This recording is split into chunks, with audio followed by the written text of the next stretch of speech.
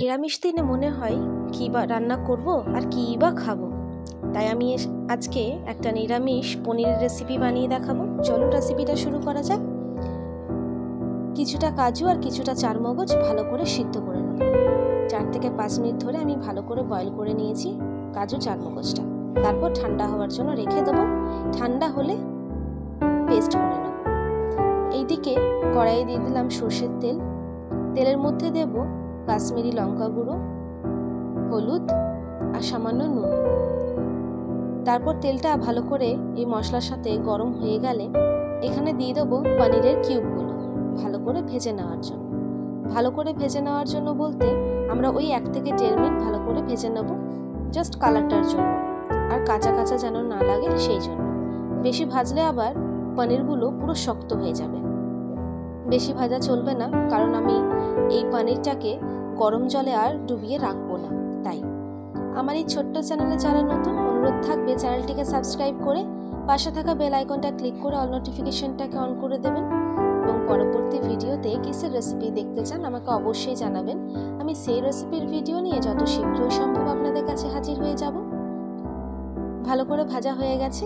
এরপর তেলটা ভালো মতো ঝেড়ে অন্য একটি পাত্রে তুলে রেখে দেব। পনিরগুলোকে তুলে নিলাম।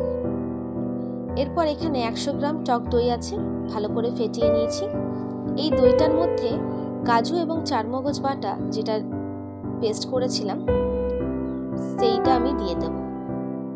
আপনারা যদি চান শুধু চারমগজ বা শুধু কাজু দিয়েও ব্যবহার করতে পারেন এখানে, তবে সেটা কিন্তু 1 কাপ দিতে হবে। যেমন আমরা হাফ কাপ দিয়েছি, সেটা 1 কাপ হবে যে কোনো জিনিস।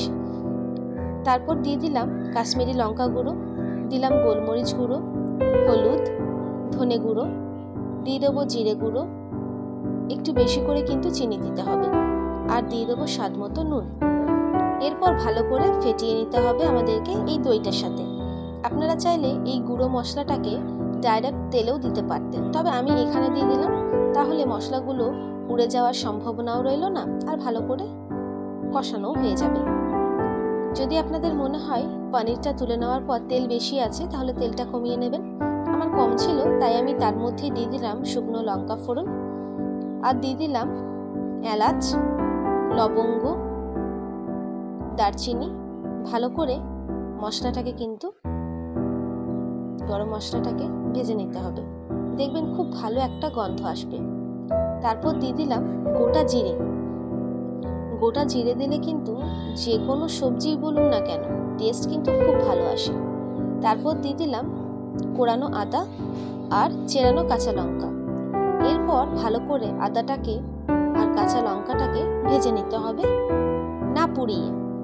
ভালো করে ভাজা হয়ে গেলে আমরা যে পেস্টটা তৈরি করেছিলাম, যেমন কাজু চারমগজ বাটাটা দিয়ে, শুকনো মশলাটা বা দইটা দিয়ে, সেটাকে ভালো করে কষিয়ে নিতে হবে। 3 থেকে 4 মিনিট মিডিয়াম ফ্লেমে আমি কষিয়ে নিয়েছিলাম। যখন দেখলাম তেলটা ছেড়ে আসছে, তখন আমি দিয়ে দিলাম জল। পরিমাণ মতো জল দেবেন। তারপর ঢাকা দিয়ে রেখেছিলাম 3 থেকে 4 মিনিটের জন্য। দেখুন কি সুন্দর তেলটা ছেড়ে এসেছে, বা গ্রেভিটাও কিন্তু অনেকটা থিক হয়ে গেছে। আপনারা চাইলে এই পর্যায়ে রাখতে পারেন, তবে আমি চাইছিলাম একটু যেন গ্রেভিটা বেশি হয়। দিয়ে দিলাম পনিরের কিউবগুলো। পনিরের কিউবগুলো দিয়ে আবারও একটু জাল দিয়ে নেবেন 2 মিনিটের জন্য, যদি এই থিকনেসটা চাই আপনাদের। তাহলে একটু জাল দেওয়ার পর আপনারা এটাকে ইউজ করতে পারেন, তবে আমি চাইছিলাম একটু যেন গ্রেভিটা বেশি থাকে, তাই আমি সামান্য পরিমাণে জল আবারও অ্যাড করেছি। আবারও বলবো, যারা একটু থিক চাইছেন তারা এই জলটা অ্যাড করবেন না। পনির অ্যাড করে 2 মিনিট জাল দিয়ে, যেমন আমি এই জালটা দিচ্ছি, আমি 3 থেকে 4 মিনিট জালটা দিয়েছিলাম। গ্যাসের ফ্লেম অফ করে দিয়ে দিলাম বিট নুন, কসুরি মেথি গুঁড়ো। দেওয়ার পর মিক্স করে গরম গরম পরিবেশন করুন পোলাওয়ের সাথে। চলুন দেখা হচ্ছে পরের ভিডিওতে নতুন রেসিপির সাথে। সুস্থ থাকবেন, ভালো থাকবেন, সাবধানে থাকবেন, আর কেমন হয়েছে জানাতে কিন্তু ভুলবেন না। এটা মেথিটা দেওয়ার পর কিন্তু ফ্লেম অফ করে ঢাকা দিয়ে রাখবেন।